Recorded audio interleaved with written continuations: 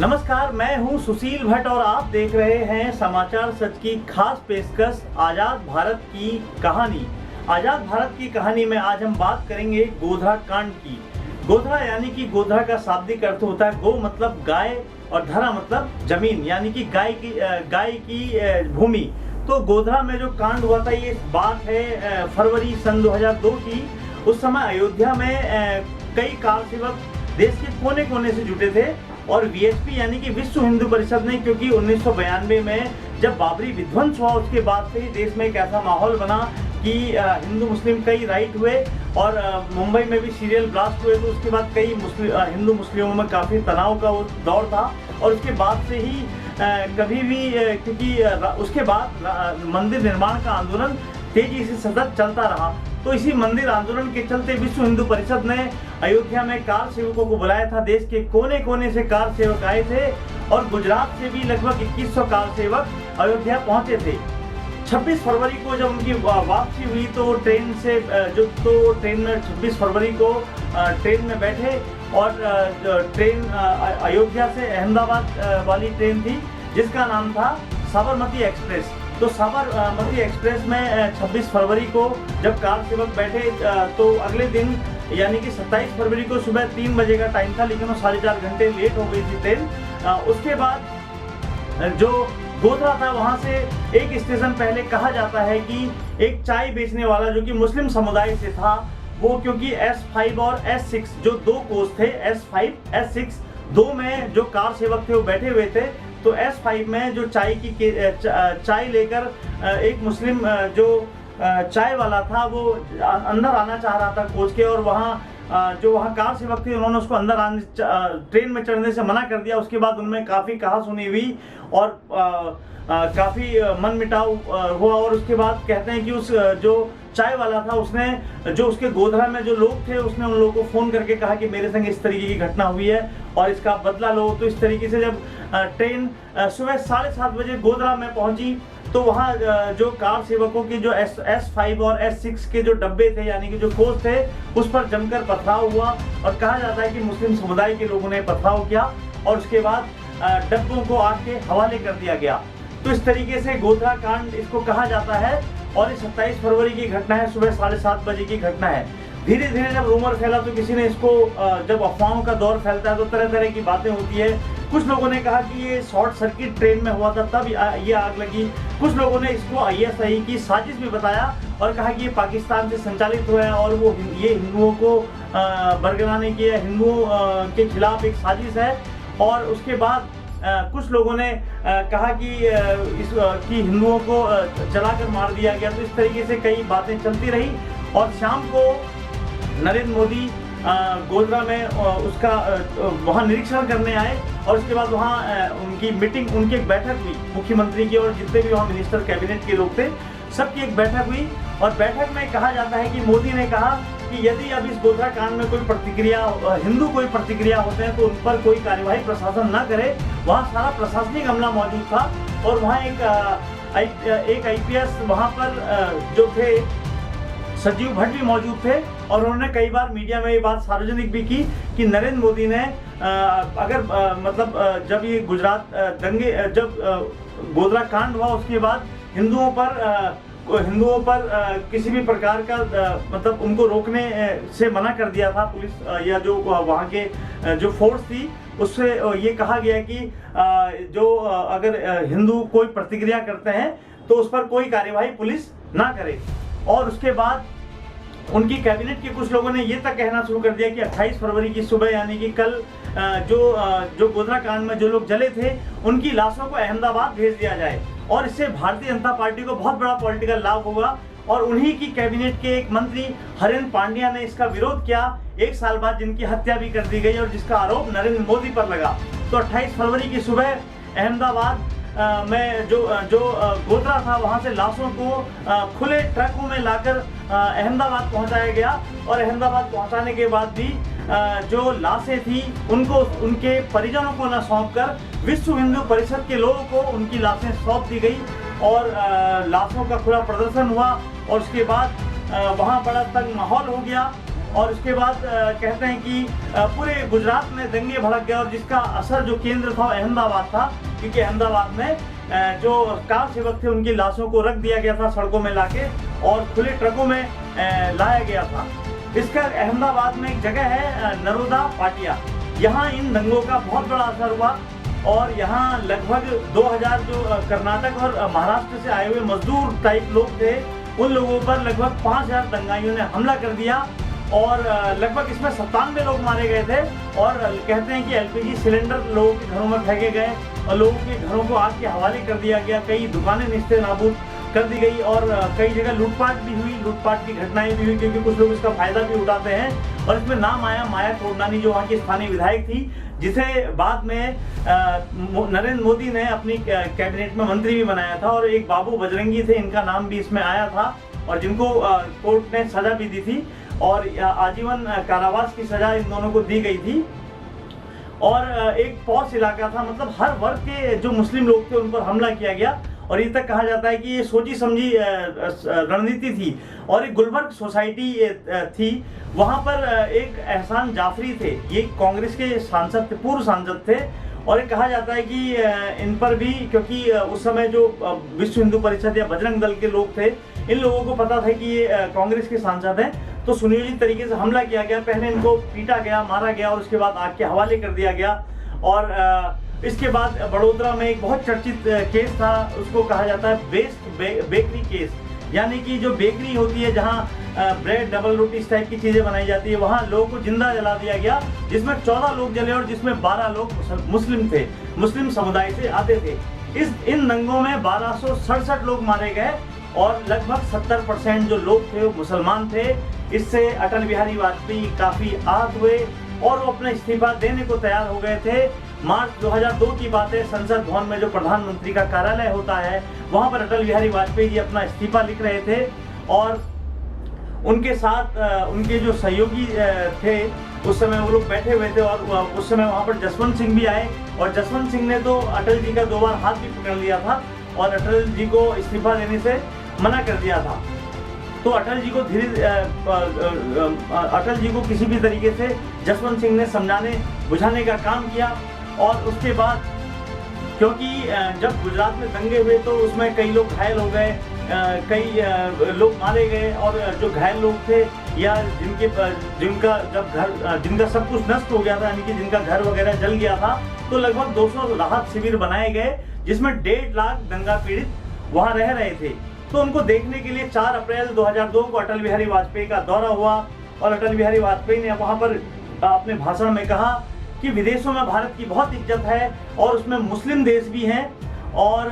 इस जो गुजरात में दंगे हुए इसने पूरे वैश्विक स्तर पर भारत की छवि को खराब करने का काम किया है। और उन्होंने कहा कि जो राहत कार्य हैं उनमें तेजी लाई जाए और राहत शिविरों में जो लोग रह रहे हैं उनको राहत दी जाए और उनको मुआवजा दिया जाए। और उसके बाद शाम को प्रेस कॉन्फ्रेंस हुई तो अटल बिहारी वाजपेयी के बगल में नरेंद्र मोदी बैठे थे और अटल बिहारी वाजपेयी ने नरेंद्र मोदी को राजधर्म निभाने की नसीहत दी, जिस पर नरेंद्र मोदी ने कहा कि राजधर्म ही तो निभा रहा हूँ साहब। तो इस तरीके से अटल बिहारी वाजपेयी बहुत दुखी थे और अटल बिहारी वाजपेयी क्योंकि एक सेकुलर छवि के नेता थे और वो मतलब जब 1999 में जब उनकी सरकार बनी तो चाहते थे कि जो उनकी सरकार हो उसमें जो अल्पसंख्यक हैं यानी जो मुस्लिम समुदाय के लोग हैं उनको इतनी सहूलियतें, इतनी सुरक्षा मिले जितनी कांग्रेस की सरकार में भी उनको ना मिली हो। तो इसके उलट जब वहाँ हुआ तो अटल बिहारी वाजपेयी जी मन से काफ़ी दुखी हुए, उन्होंने इस्तीफा देने की भी कोशिश की और उन्होंने नरेंद्र मोदी को राजधर्म निभाने की भी बात कही। फिर उसके लगभग एक से डेढ़ महीने बाद गोवा कार्यकारिणी हुई भारतीय जनता पार्टी की और दिल्ली से जब गोवा के लिए अपने जो प्रधानमंत्री का विशेष विमान होता है उसमें जब अटल बिहारी वाजपेयी और लाल कृष्ण आडवाणी और जसवंत सिंह और अरुण शौरी भी उसमें मौजूद थे, तो 4 नेता जब उसमें सवार होकर गए तो अटल जी ने आडवाणी जी से पूछा कि मतलब क्या करना है गुजरात के मामले में। तो काफ़ी बातें हुई तो तय हुआ कि जब ये जो विमान जब लैंड करेगा गोवा में जहां कार्यकारिणी होनी थी और 12 अप्रैल को कार्यकारिणी थी, मतलब 3 दिवसीय कार्यकारिणी थी, 12 अप्रैल, 13 अप्रैल और 14 अप्रैल। तो 12 अप्रैल को जब ये लोग विमान से वहां पहुंचे तो तय हुआ कि लाल कृष्ण आडवाणी गोवा पहुंचते ही सबसे पहले नरेंद्र मोदी को फोन करेंगे और वो उनसे शाम को अपने इस्तीफे की पेशकश करने को कहेंगे। और हुआ भी कुछ ऐसा ही, क्योंकि जब शाम को कार्यकारिणी की बैठक हुई, प्रधानमंत्री अटल बिहारी वाजपेयी ने वहां अपना अभिभाषण किया और उसके बाद नरेंद्र मोदी ने भी अपना भाषण किया। उन्होंने गुजरात पर भी बोले और वो गोधरा पर भी बोले और उसके बाद उन्होंने अपना इस्तीफा देने की पेशकश की। लेकिन लोगों ने वहां कहना शुरू कर दिया इस्तीफा मत दो, इस्तीफा मत दो, और इस तरीके का वहां पर हो हल्ला होने लगा। और उसका फिर वहां पर क्योंकि अरुण जेटली ने एक प्रस्ताव, वहां पे प्रमोद महाजन भी थे और जो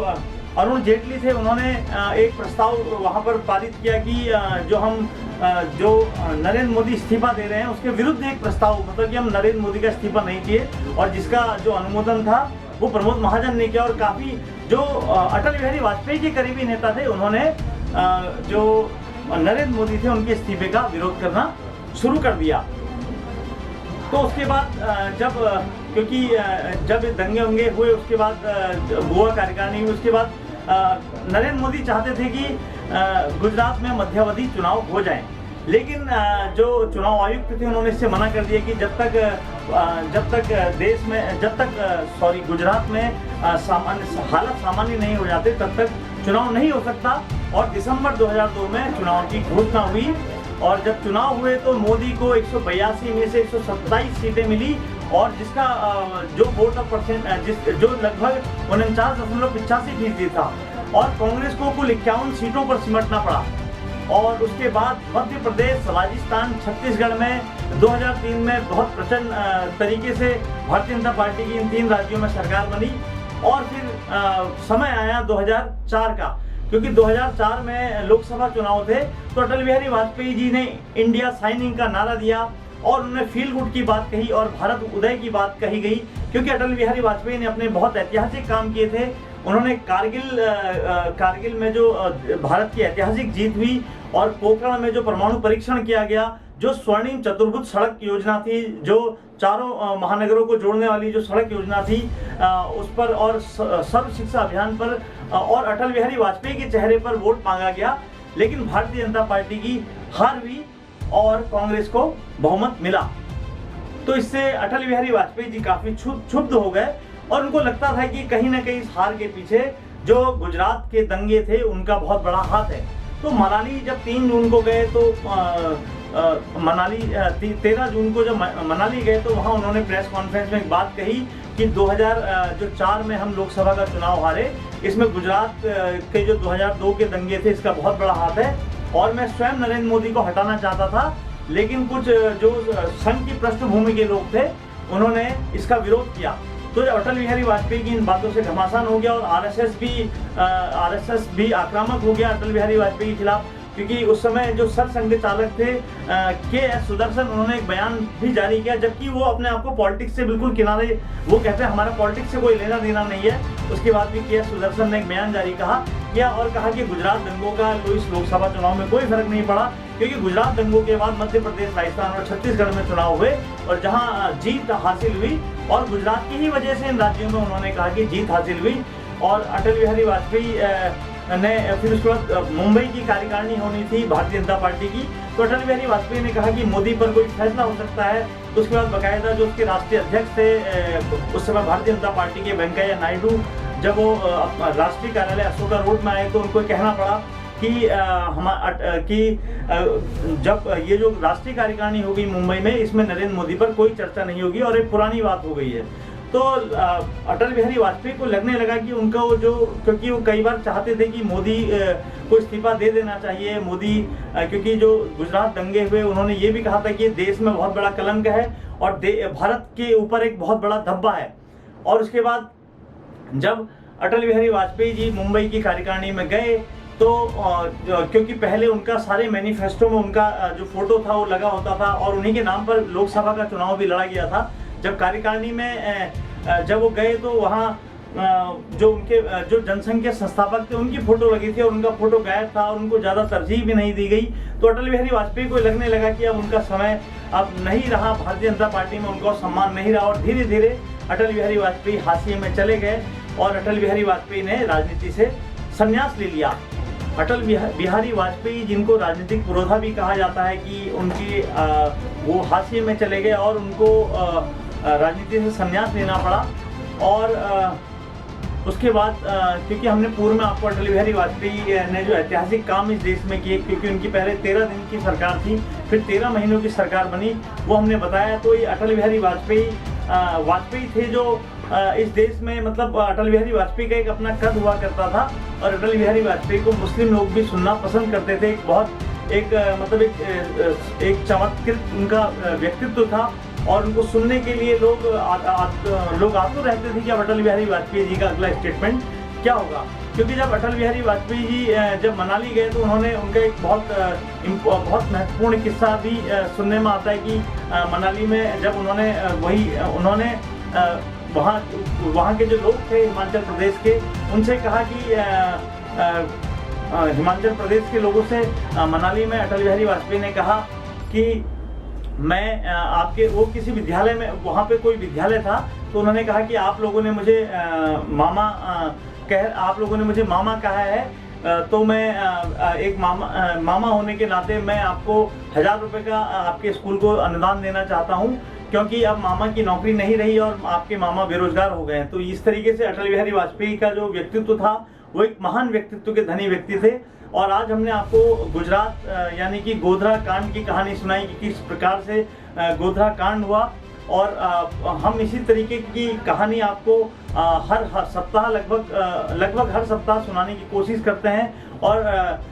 यदि आपको हमारी कहानियों में यदि आपको कुछ अच्छा लगता है तो आप कमेंट करिए, यदि आपको कुछ कमी लगती है तो उसमें भी कमेंट करिए। और यदि आप हमारे इस चैनल को यदि आप YouTube में देख रहे हैं तो